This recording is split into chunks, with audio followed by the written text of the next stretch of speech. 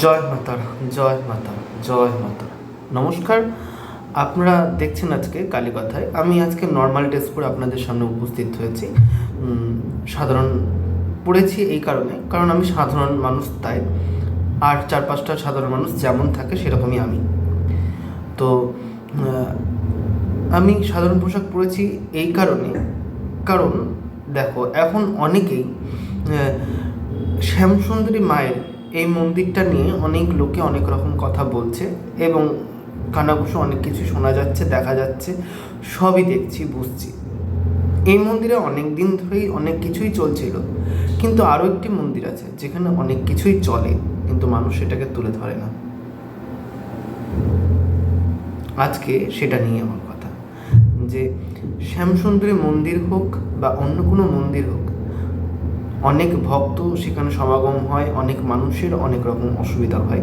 এটা ভক্তদেরকেও বুঝতে হবে যে শ্যামসুন্দরী মন্দিরেই একমাত্র জীবন্ত মা কালী আছে, আর কোথাও নেই মা কালী। এই ভাবাটাই ভুল। তাহলে কালীঘাট, দক্ষিণেশ্বর, তারাপীঠ, নলাটেশ্বরী, কিরিটেশ্বরী এইগুলো তৈরি হতো না। এগুলো অতি প্রাচীন এবং এগুলো 51 পীঠের সমান। 51 পীঠের সমান কেন বলছে? এগুলো 51 পীঠই মধ্যেই পড়ছে।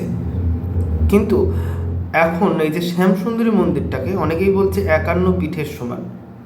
কোনো মতেই তাই না। আমার বাড়িতে একটা কালী মন্দির আছে, বা কালী ঠাকুর একটা ছবি আছে, বা কালী ঠাকুর একটি মূর্তি আছে, তাই বলে আমি সেটাকে বলে দিতে পারি না আমার বাড়িটা একটা 51 পীঠের সমান। এটা কোনো মতেই হতে পারে না।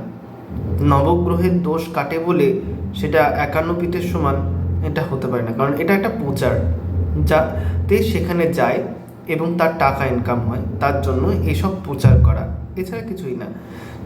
আর যেসব মানুষ এই প্রলোভনে পড়ে যাচ্ছে, কিন্তু তারা বুঝতে পারছে না পুরোহিত কিন্তু টাকা ইনকাম করছে এর মাধ্যমে। আর একটা জিনিস বলবো, অনেক জায়গাতে, অনেক মন্দিরেই দেখতে পেয়েছি পুরোহিতরা কিন্তু জোর জুলুম করে টাকা ইনকাম করে। এটা জোর জুলুমই। তুমি মানুষের কাছ থেকে কোনো কিছু চাইছো, সেটা মা কালী চাইনি, তোমার কাছ থেকে চাইছে সেই পুরোহিত, মন্দিরের সেই সেবায়িত চাইছে, এটা নিন্দনীয়।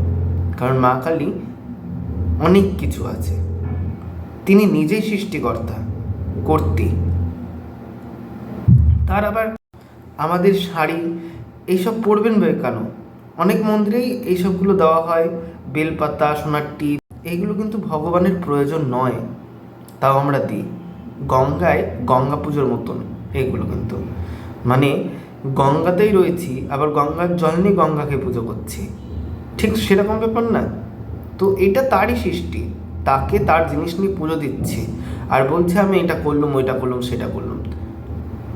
ঠাকুর শ্রী রামকৃষ্ণদেব বলছেন, ভক্তের যদি সত্যিকারের স্নেহ আর ভক্তি মনের মধ্যে থেকে থাকে, সে বাড়িতে বসেও করতে পারে। মানে যেমন তুমি ধরো একটা প্রদীপ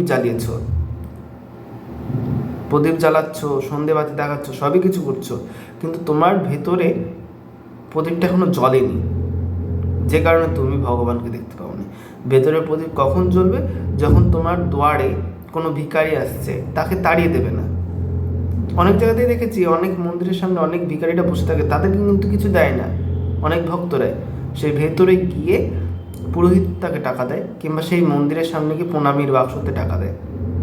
কিচ্ছু হবে না ওদের, প্রণামের বাক্সতে যে টাকাটাই দাও না কেন সেটা মন্দিরের কাছে লাগবে ঠিকই, কিন্তু তুমি যদি একটা ভিখারিকে দাও, দুধ কিংবা কলা কিংবা অন্য কোনো ফল এসব যদি কিনে দাও, কিংবা 100 টাকাও যদি তার হাতে ধরিয়ে দাও, সে তার মুখে যে হাসিটা উঠবে, তাতেই মনে করবে একটা তৃপ্তি পেলাম, এটাই বোধহয় আমার ভগবানকে দেওয়া হলো। তো সেটাই, ওই জন্যই তো স্বামী বিবেকানন্দ বলছেন, জীবে প্রেম করে যেইজন সেইজন সেবিচেশ্বর। কিন্তু মানুষ কয়জন এইভাবে সেবা করে?